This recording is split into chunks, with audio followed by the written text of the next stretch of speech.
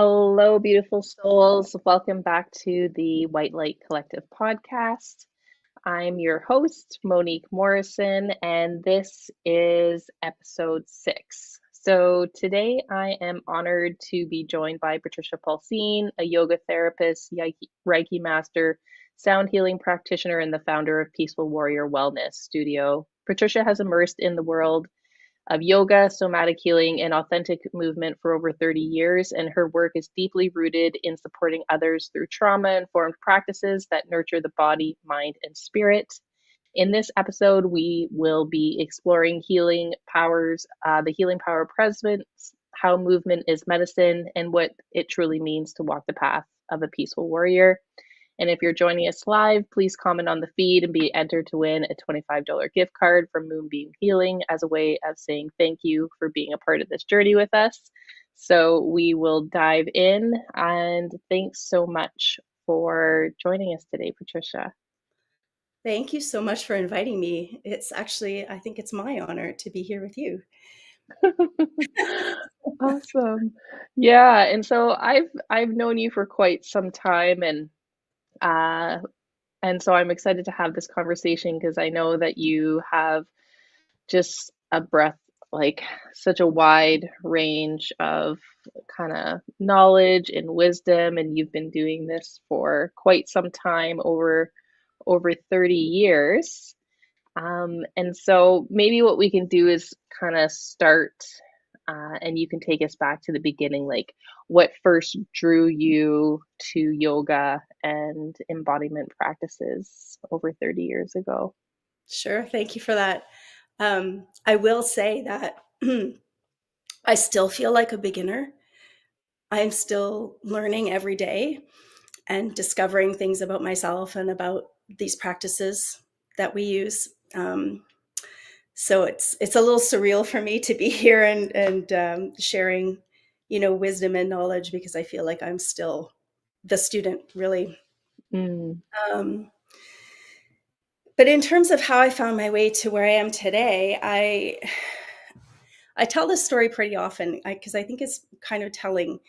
Like I was that kid on the block who used to get everybody, all the kids in the neighborhood together and like choreograph dances in the street or like circus performances or, I used to sing musical show tunes in the park, swinging on the swing. And I think I've just always been the kind of person that really liked to use my body for things. It's where I came to realize that I felt most at home. mm, And I think really early on, I became sort of fascinated by this witnessing of how when we're experiencing certain mind states or emotional states, the body manifests that on the outside. mm, I loved to sort of for myself to play with that. Like if I change my body, what I'm doing with my body, how does that change what's happening on my internal landscape? And this was sort of, I came to know as I grew up and learned more and more, it was a self preservation for me. Like many people, I grew up in a place where I was not allowed to show emotion or express myself. Um, and I think that that was like probably the only acceptable way for me as a child to find expression and to move through what was happening to me on the inside. mm. And this led me eventually to a career in performing arts. So I did study performing arts. I have a degree in fine arts and I have an advanced diploma in performing arts. And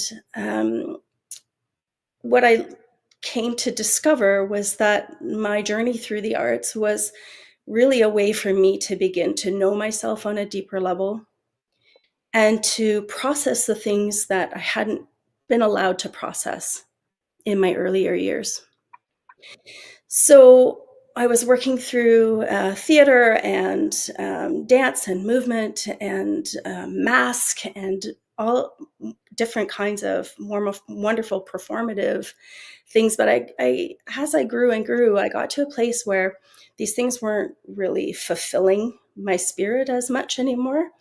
And so Mm, I decided to leave that world. And I went through about a year of really, really deep grief of, for as long as I can remember, that was all I wanted to do.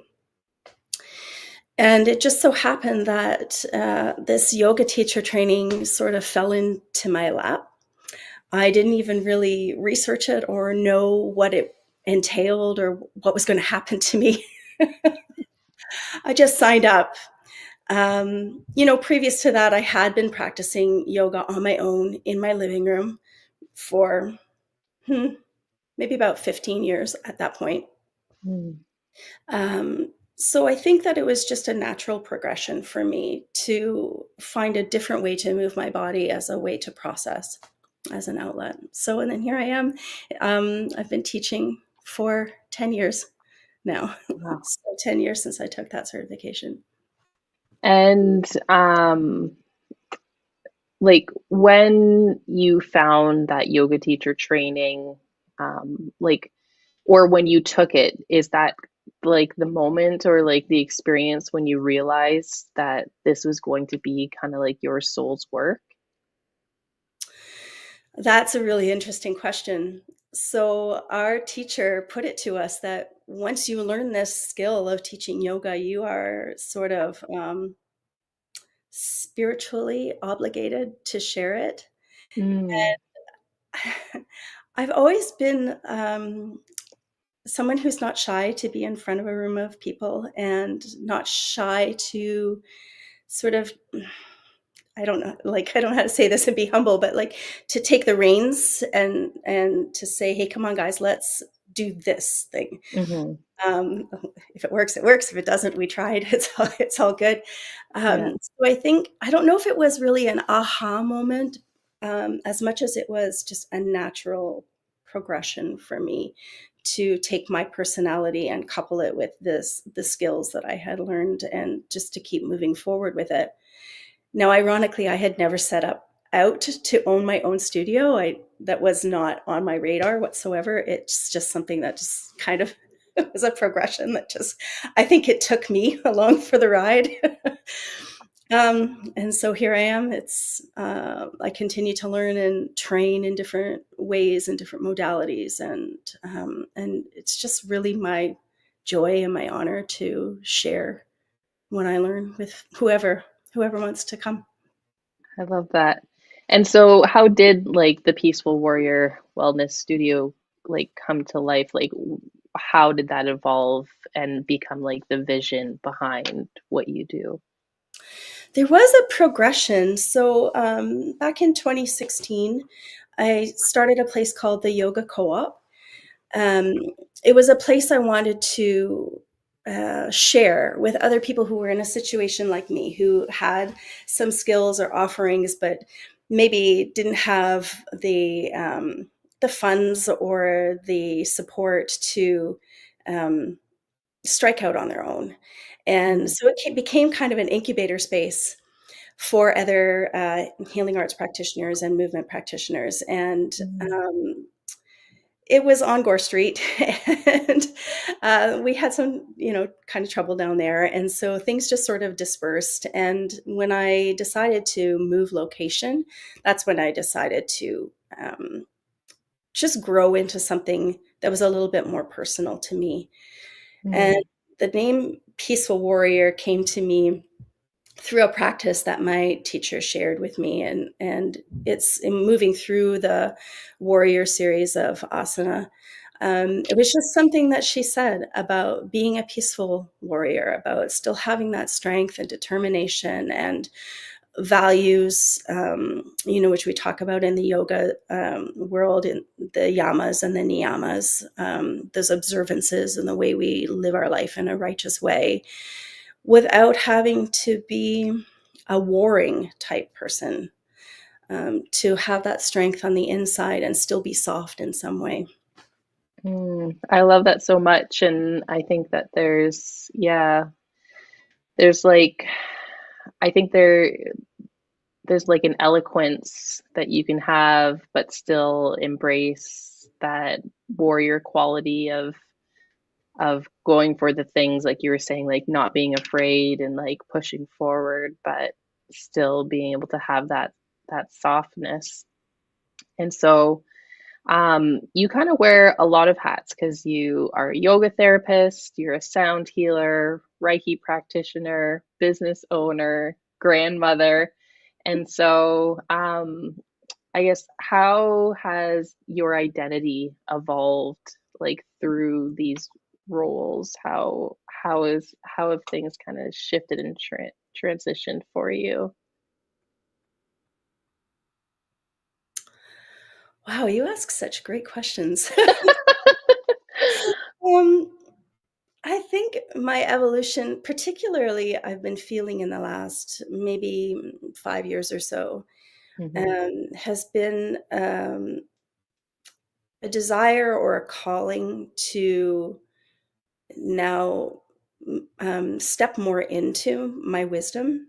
Mm, Um, so I guess, you mentioned being a grandma, so now that my oldest has her first child and, um, this is again, it's a peaceful warrior thing, right?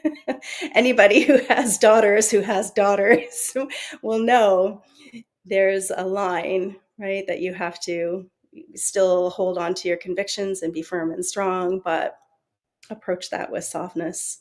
mm, So I think that's one of the things that my wisdom is helping me to find. But also,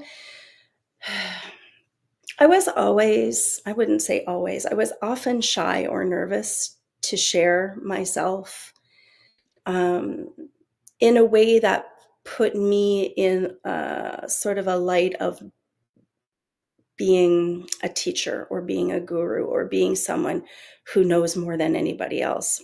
mm. And so there's this evolution, I think, that happens. Maybe it's happening to me, where I remind myself often that I know I don't know. I'm not even close to knowing anything really, but there are people who still don't know what I know. And so it's about having, I think, a sort of groundedness and a willingness to share, to impart what you do know.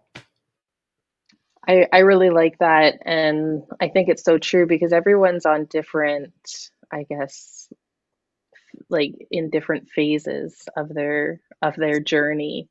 And I very much resonate with what you're saying because even for myself, the things that I know, um, I had hesitation too to be able to share that because I was like, oh, well, I don't know everything and maybe I don't know enough. Um, but I'm learning the more that I teach and the more that I share and the more that I kind of express what I do know is that it's okay that I don't know everything. And it's probably even better because then you can kind of join people on these journeys where you're kind of learning and growing together. Yeah. And I think that I hope I didn't just lose my thought. I think that we as people who are facilitating these opportunities for people to come in and process for themselves, we're also divinely unique. That Mm, even if somebody comes to you who may have the same certificates and trainings and the same academic experience, we are all on such different life paths that the way we share and the way that we I want to say absorb, but not in a greedy sense, uh, mm, from the people around us, it can open up new ways of understanding, regardless of where you are in your path, I think. mm. And so that kind of leads into my next question of you're on your own healing journey, you're on this journey of learning.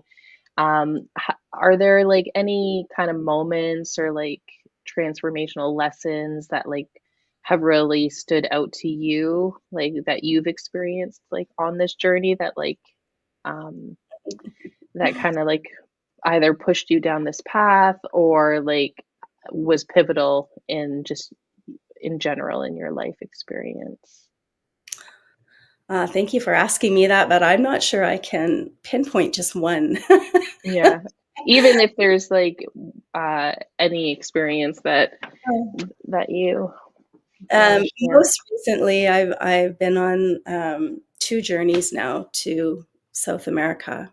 Mm, So twice I've traveled around the country of Peru for 2 weeks at a time, and uh, I would say those 2 journeys have been pivotal in my life in the last, since it happened. 2023 was the first time I went down, and I had this sense of, first of all, on my arrival, and the land was just literally speaking to me. Like I could hear it and they say that Peru does that. It welcomes you home. And it mm, really was for me the first time I'm going to cry.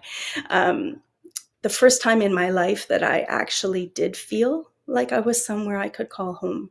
mm, Um, I grew up in a way that my family was always moving. We never put down roots. We weren't ever in a place where there was family around. So there was really no kind of connection. And I had been sort of searching for that. I've been, looking on Ancestry and trying to find out about my people. And because I don't have family who can share that with me. Um, and so I kept feeling for a while like I was sort of untethered mm, or lost. And so putting my feet on the earth when I first arrived there was really a big moment for me. And the whole time I was there, it just felt, um, like just like being in the womb.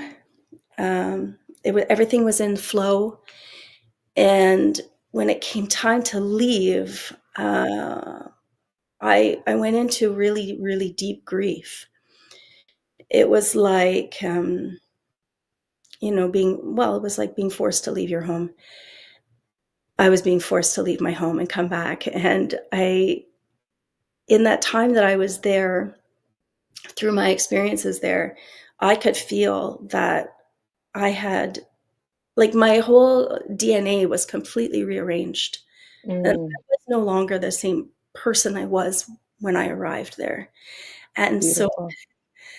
this trying to come to terms or reconcile, like, how to be this new person in this old place now. So that's been the journey for me in the last 2 years, is to how to be that person in this place. The And first year was really tough. It was like a dark night of the soul. mm. Uh, And how, I guess, what insights have you gained along the way of reconciling that?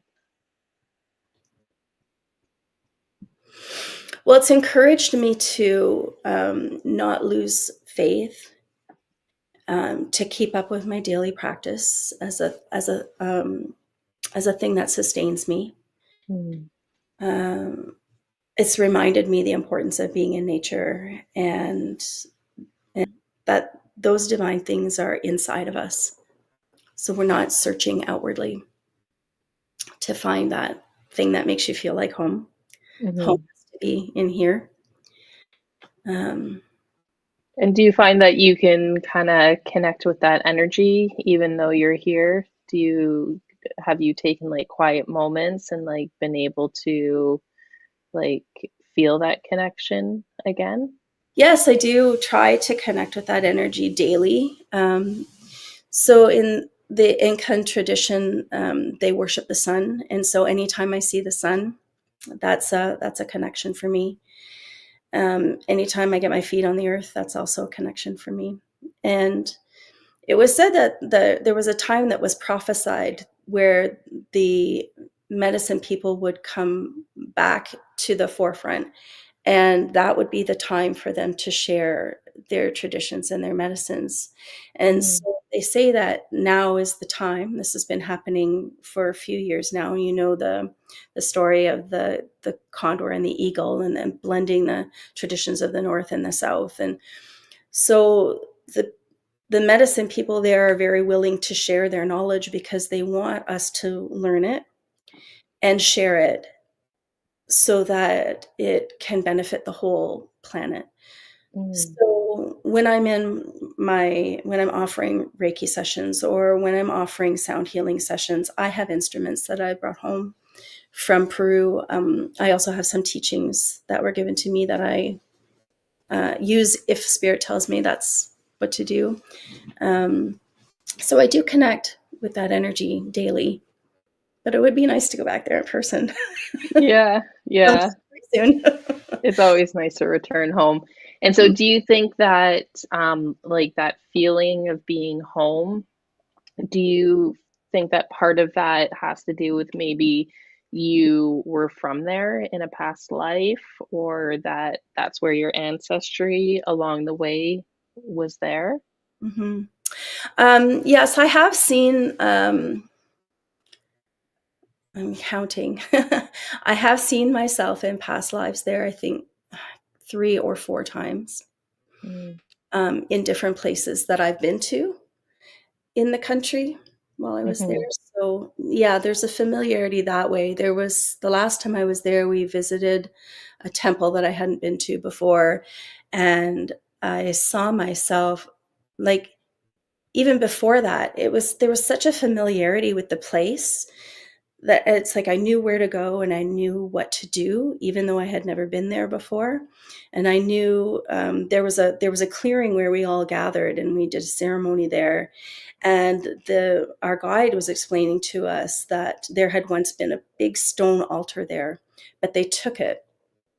I can't remember whether it was they took it to preserve it when they were colonized by the Spanish people, or whether the Spanish people took it. I don't remember.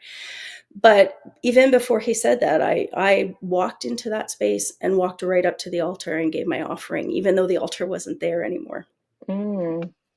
And then I had, as we finished our ceremony, and then we were going to tour the rest of the the area. It was quite large, and I had this sense of myself as a young girl, like being really impatient. I had to hurry up and finish my chores so that I could get to what I really wanted to do. And um, there was a temple there for the priestesses.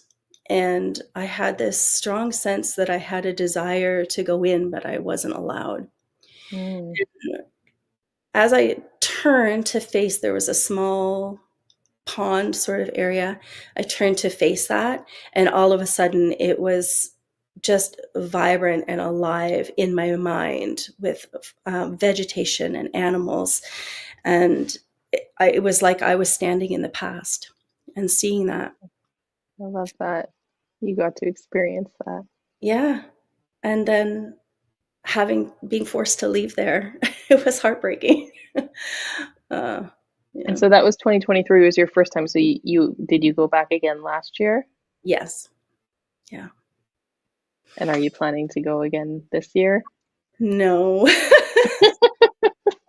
Maybe next year. Unfortunately, my bank account is saying no. Yeah. Yeah, I've been on this journey of education the past 2 years, and so that's where my focus is right now. But Mm-hmm. we'll go And back. so I don't know if you're taking trauma informed now or if you have in the past. But what is the course that you're taking now? Oh, okay. So the training that it's a 200-hour. No, it's not. No, it's not. It's an 800-hour training to become a certified yoga therapist with the Mm. International Association of Yoga Therapy. So I've completed the training portion. Now I have a 200-hour practicum that I'm just entering into. Oh, And nice. as a part of that training, it's very, very broad. But as a part of that training, we do study yoga for trauma sensitive, trauma centered yoga. There's lots of things that we look at. There's nonviolent communication. We're studying polyvagal theory. We're also studying Ayurveda and the ancient yogic texts, and basically endeavoring to mesh current medical and evidence-based research with the practices of yoga, like breath work and movement and meditation. And so, as you've gone through this learning, has it adjusted your approach in any way to how you facilitate your classes, or I guess any of like the values that you hold in terms of how you hold space for people? I think I've been on a slow roll towards trauma-centered practices for a long time, because that's um, how I progressed in my own personal practice through the arts, like Mm, I was saying before, and then through this specific kind of movement. Um, so it was a training that I was interested in, largely because the certification process is hopefully working us towards blending with traditional healthcare. So we mm, can bring these trauma sensitive practices and this embodied somatic way of healing into like a combined healthcare practice with other practitioners. So in our scope of practice, we're using yoga practices, but we could work with other therapists, like cognitive behavioral therapists, say that without having coffee, psychotherapists, psychologists, but also physiotherapists or other body practitioners, as well as medical practitioners. So the I goal love, is, sorry, go ahead. no, I was just going to say, I love how it's evolving to incorporate a lot of holistic um, practices that where we were once woo woo, now it's becoming more mainstream. And research has helped a lot with that. The fact that we can quantify a lot of things that yoga has known for centuries now Hmm. has started to bring it more into acceptance, I think. And what I love is that in a lot of services that you might encounter for, let's say, for trauma help or for mental health help, they talk about the biopsychosocial model. So, what we try to do as yoga therapists is to bridge that with spirituality as well. So, we have the biopsychosocial spiritual. Mm, We are really trying to work with all aspects of our humanity in that sense. very cool. And so a lot of it kind of, when we look at movement and we look at breath work, um,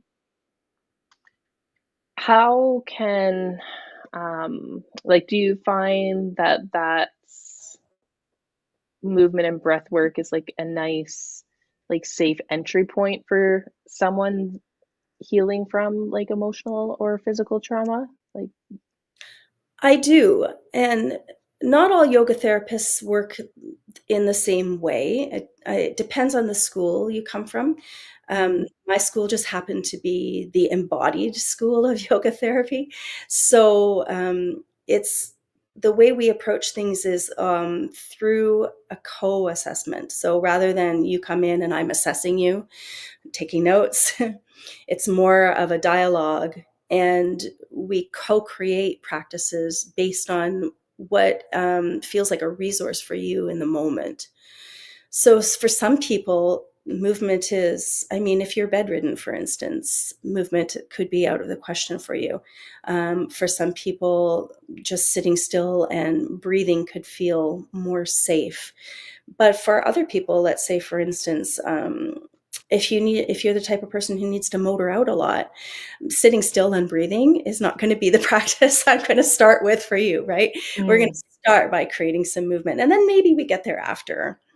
Um, so it really depends on what you're coming in with, and I don't like to use the word goal, but like maybe what your intention is.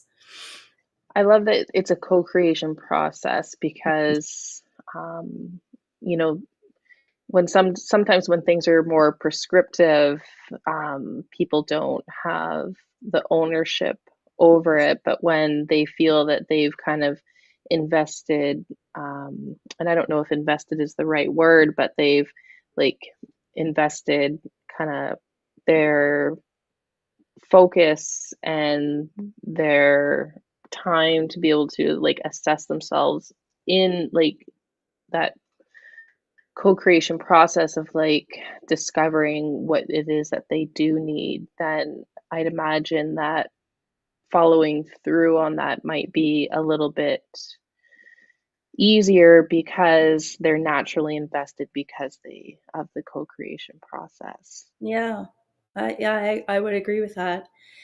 And it's certainly it's not for the faint of heart, right? Um, if you're the kind of person who's just looking for a quick fix or a pill to take, this process is certainly more involved. And and I would say it is an investment. You're investing in yourself, and there's nothing wrong with that. And um, the process of it is entirely up to you, how willing you are to investigate and explore what your own internal landscape, and then how can we use those practices of breath and meditation and movement, because I think movement is the big piece here, just from my perspective, because we have all these other modalities and therapies that we can go to that are occupying our brain, right? Or nutrition, or but we don't have a lot of practice that's getting us into the sensation in the body. So, if you're Mm. feeling angry, you can intellectualize that, but how does it manifest in your body? I really like that. And so what would you say would be like some like signs that someone like might benefit from like somatic or like embodiment work, even if they don't realize it yet? I love that you asked that question. I think certainly people who are very heady, who are always intellectualizing, they could certainly benefit from some embodiment work. Hmm. Um, People who are worriers or future thinkers, people who find that I want to say that fear sort of is your decision making guide. It could really help to get out of the mind in that sense and into the body, and not just to shut that off, because that is a part of us and we need to honor that that exists within us, and that there's a time and a place for it, but to tap into what the truth is in the deeper parts of you.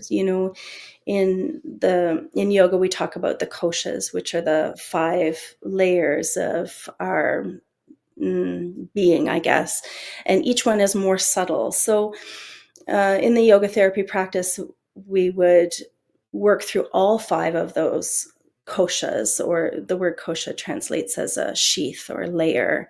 We would work through all 5 of those koshas, starting with the physical body all the way down to the most subtle spiritual level, Mm. practices that work, and they're all intertwined. You can't separate them out, but it's practices that work throughout the whole kosha model, so that yes, you can be in your mind, but how is the mind serving you in that moment? And is there a way, like maybe your body is telling you something else, and when is the time to listen to that? I love that. And so,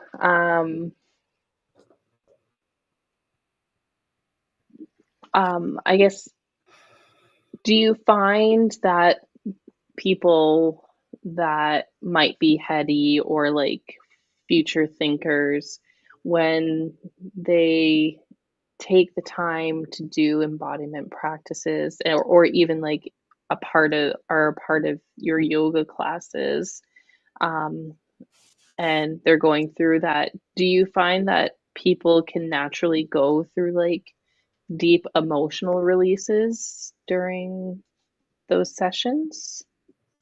It does happen. Um,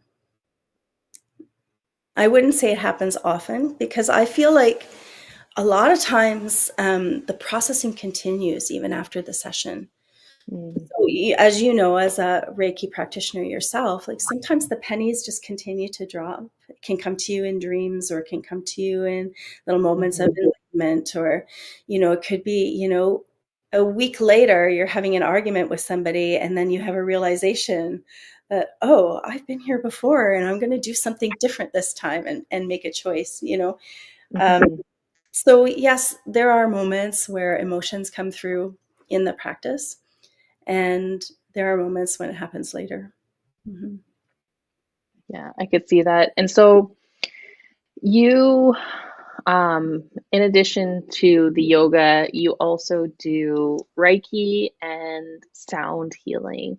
And Mhm. so, how did those two become a part of your practice as well? I'm trying to remember how I got interested in Reiki. So, in my teens, I started just intuitively working with energy in that realm, I guess. Mm, And I and as I got into university and my academic brain, I sort of got away from it a little bit and just kept it to myself. But I had a dear friend who was also a Reiki master, and uh, I think it was just something just felt like it was just a natural next step for me. mhm, Um, and when I did my Reiki 1, Reiki 2 training, no, just Reiki 1 with a woman in town who is just like the personification of love, right? And that just made me want to continue. I've always had a mhm. curious mind. I've always been a great reader, and I love to search things out. So it held my interest, and I continued with it. Um, yeah, it's evolved a little bit. It's not uh, like in the Reiki practice. There's certain hand positions and certain things that you use traditionally. My practice has evolved to incorporate some of the other shamanic tools that I've Mm. been in. So it ends up being usually a sort of intuited session. Whatever I'm being told from beyond to bring in, that's what I bring in. I Um, I'm the same way. It evolves over time, and you learn different practices, and um, that what I do while being a Reiki practitioner, I think I call in other elements as well at the same time, and just it doesn't always necessarily fully follow the format yeah. of Reiki. And I was thinking about this story I wanted to share with you, and this has a little bit to do with that. How my feeling, the feeling that I'm getting, my intuition is telling me that things are evolving and expanding at such an exponential level right now that even practices like these are also evolving. And to stay with, I think we talked about this last time I saw you in the shop, like to stay in the old traditional ways is almost like holding us back from our own evolution. And Mm, things really can. One of the gifts I was given the last time I visited Peru, um, I was in a medicine ceremony, and the divine thought that came to me was that not everything has to be so laborious. We're always talking about, oh, I'm working on letting go, or I'm working on transforming. I'm like, work, work, work, right? The Incan people don't have a word for work. And even in the Spanish language that they speak mostly there, the word for work, trabajo, means to be put under something. mm, So there's this almost like a heaviness to that. And so I came out of this medicine ceremony with this feeling of like things could really be happening just lightning quick. You don't have to think about it, or you set your intention and it's done. Why do we have yeah. to labor? Yeah. It things. doesn't have to be I'm working on this. I am letting go. I'm not Mhm. working on letting go. I am letting go. And I think, yeah, like those I am statements, um, from a mindset perspective, I think can be extremely powerful. And so I really appreciate you saying that, because I know for myself, I've definitely been in that position where I add that I'm working on this. Well, no, I am doing this. And Yeah. so I And really, Spirit gave me a tangible example of that the next day when we were visiting a famous lake. And I was thinking about this letting go of old identity, right? And I had in my bundle, I had a stone that I had carried with me for probably 30 years. And I thought, why am I holding on to this stone? Like, this is part of the old me. So I went to reach into my bundle to take the stone out, and I was going to go through this whole big thing of letting it go and throwing it in the lake and all this stuff, right? I put my hand in my bundle, and the stone, like without even looking, and it was full of stuff, and full of other stones as well. So I put my hand in my bundle, and this one particular stone went through my hand and straight out onto the ground. And it hit the shockwave. Like everything just emptied out of it. And I was like, oh, yeah, it really can be that easy. mm, That's it. It was done. yeah, I love it. I love that. Um, and so when do you incorporate sound healing when you do like one-on-one Reiki sessions, or is it more like you do the sound baths? Yeah, so it depends on who's coming in. Some people only want Reiki. Some people only want sound. Some people Mm, want movement and sound and Reiki, and we do it all. And also, it depends on, usually in my meditation before the session, I'll get intuition of what tools I'm supposed to use, or supposed to, I don't know, what tools I could be using with that person. And so sometimes, yeah, sometimes it will be sound, even mm. something as simple as a rattle or some vocal sounds. I find that I use the rattle a lot. Mhm. It's been one of my favorite tools lately. Uh, I've with other people and even myself. I actually stayed last night at the shop after our meditation class, and I incorporate the sound bowls when I'm doing the guided meditation. But I was playing the bowls and I was using the rattle, but there's something about the energy that moves with the rattle. I've just been really loving it lately. Yeah, I love that. Thank you for sharing that. And do you have like a favorite sound tool or like ritual that you like? Does that maybe for grounding or energizing, anything that you particularly are really fond of? Oh boy, I have a few favorites. It's like you're all special. I talk to them. They're like they're like my grandmothers. They're all special. One would be my first hand drum that I made. Mm, But she's like my grandma to me. Like she's the one who will be sitting on the chair, and I'll be talking to her like, you know how people talk to their cat. Like I talk to my drum. yeah, So nice. yeah, I find that being with her is very, very grounding for me. Also, in last summer, I purchased a new gong, which is supposed to be tuned to Atlantis. It has very deep sound.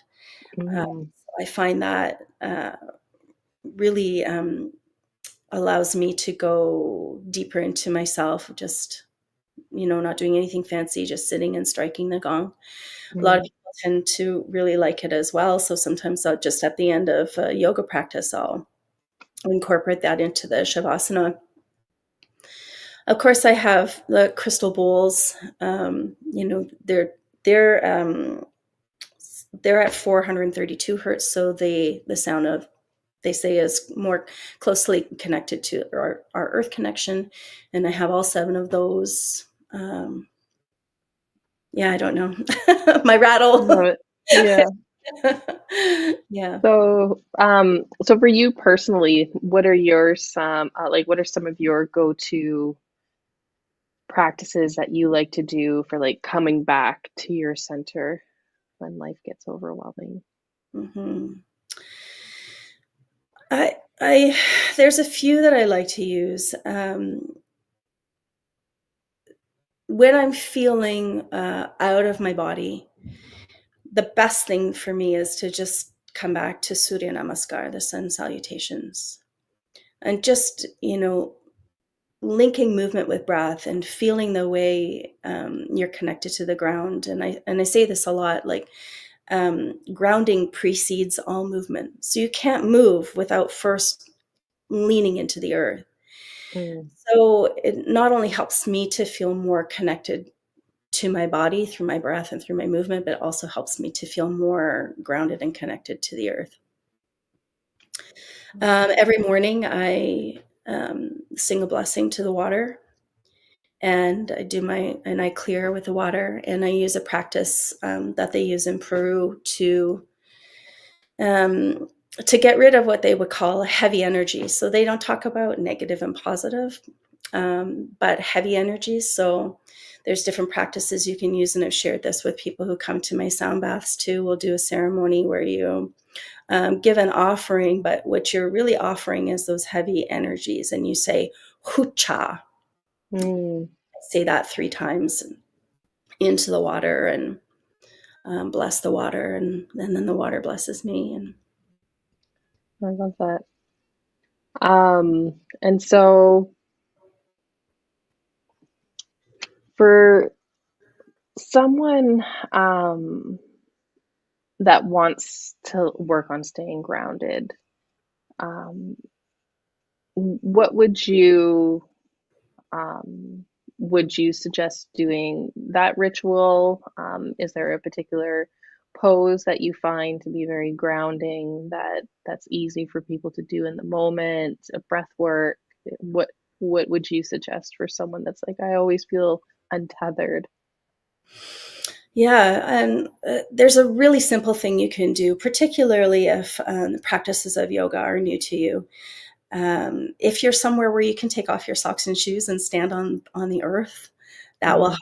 And you can stand in Tadasana, the mountain pose, which is just a standing pose where you feel energy through your feet connecting to the earth, and also drawn downward through your hands connecting to the earth. But then mm, there's a lightness that travels up your spine and out through the crown of your head, and you're really connecting as above, so below.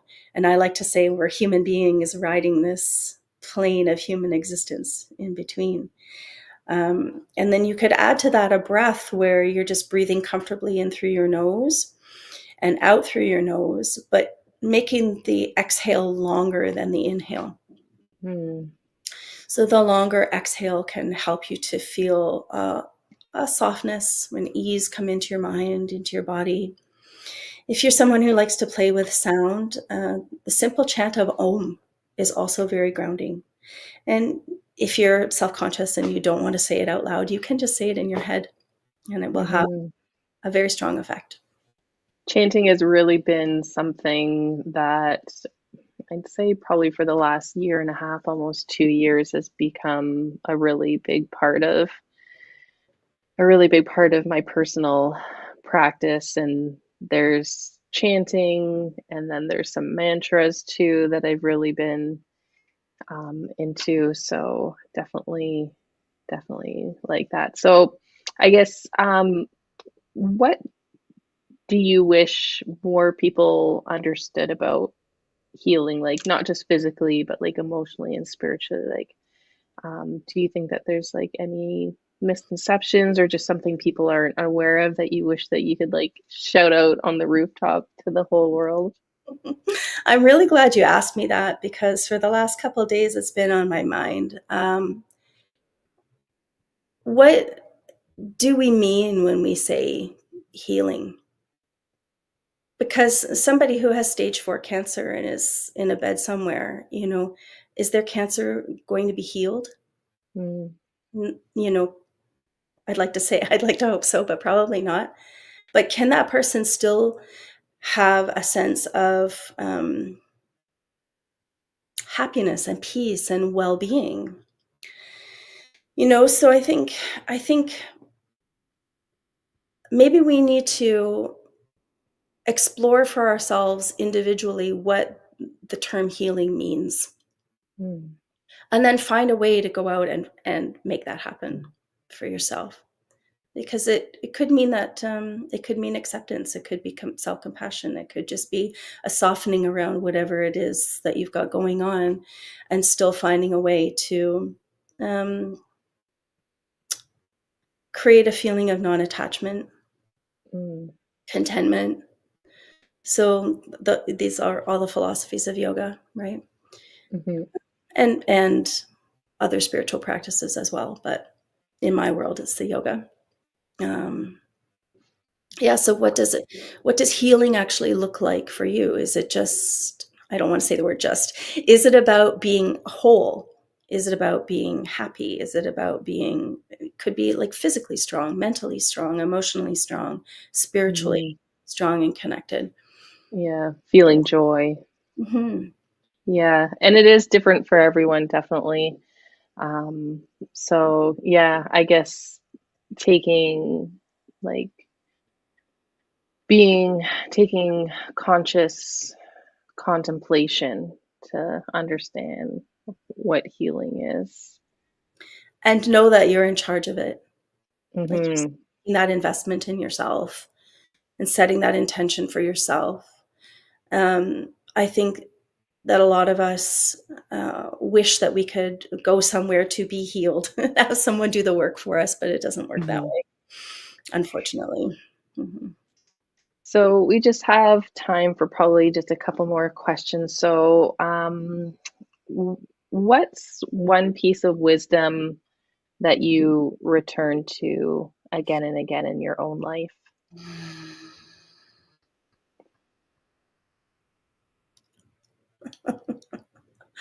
Oh, I love your questions. I have a mantra that I use quite frequently, and it's very simple. Whenever I'm feeling like my mind is getting like into that spiral, or Mm. whenever I'm feeling like, um, I should preface this by saying I'm a kind of a type A person. My life has been all about trying to mitigate perfectionism and, control. I like things that I can control. Like, I always try to control what I do with my body, what I do with my diet. So I used to be like that. I'm not like that anymore, but it was a process. So when I'm feeling like in my body and in that way, in a way that doesn't feel aligned, the mantra I use is, I am not this body, I am not this mind. And I just repeat it, repeat it, repeat it, repeat it until Mm. it's true. And so when you say that, what does that mean to you? For me, it's a form of non-attachment. We really are spiritual beings. Mm. I'm just renting out this vessel for now. And Yeah. sometimes I need to be reminded of that really what's happening for me is, it's beyond this body and it's beyond this mind. And to just stay tapped into the divine in that way, and know that I'm protected and guided, and to Mm. follow my intuition, and that we can also, now we're getting into quantum things, but we can also adjust our physical reality through what we do with our minds. And so for me, that's a practice in that as well. I love that. And so, if you were looking back at the version of you when you were just starting this path, what would you say to her now?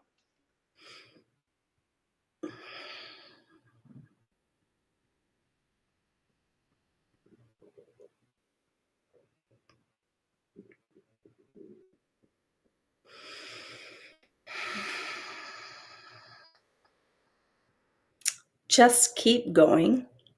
Mm.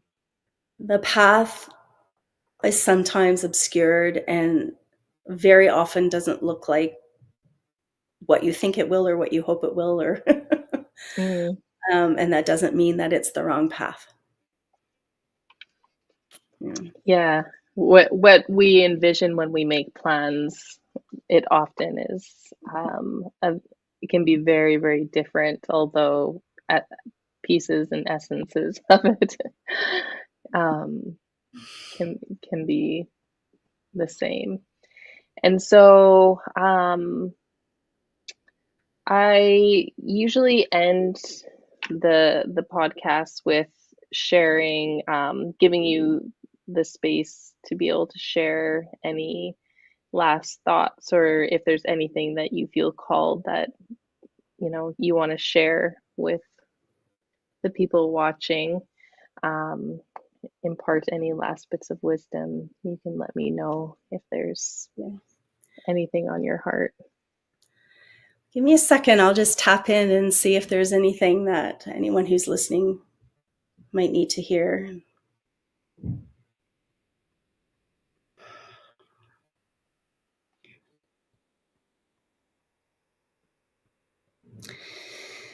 So,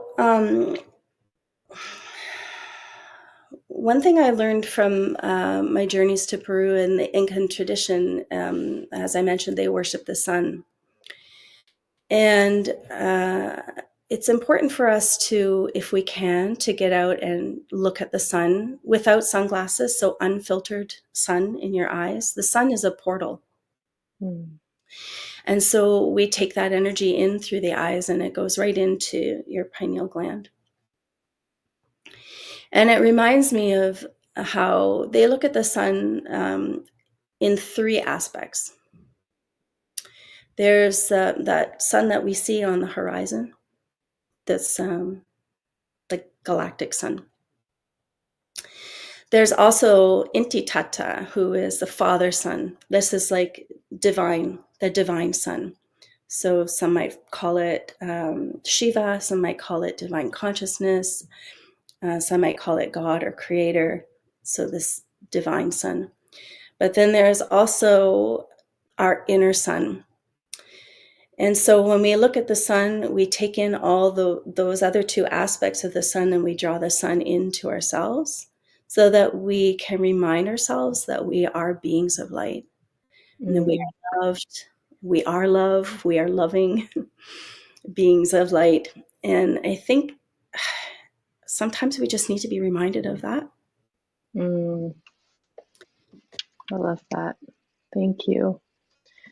Well, Patricia, as always, I always enjoy our conversations. Me too. So, Thanks. yeah. And so I just want to really say thank you so much for, coming on and just sharing your wisdom. And I love that you're such a perfect blend of like um, spirituality, but intellect. Like you've got Oh, this, yeah, perfect blend of both, and so I really appreciate everything that you shared with us today. thank you, Monique. I appreciate that. Yeah, yeah, and so yeah, so I can't wait till the next time I see you and I get to hear more about how the practicum's going. Yes, thanks. And yeah, thank you to everyone that has joined us today. And we'll see you Yes. on the next episode. Thank you. Thank you so much for having me. Thank you for listening.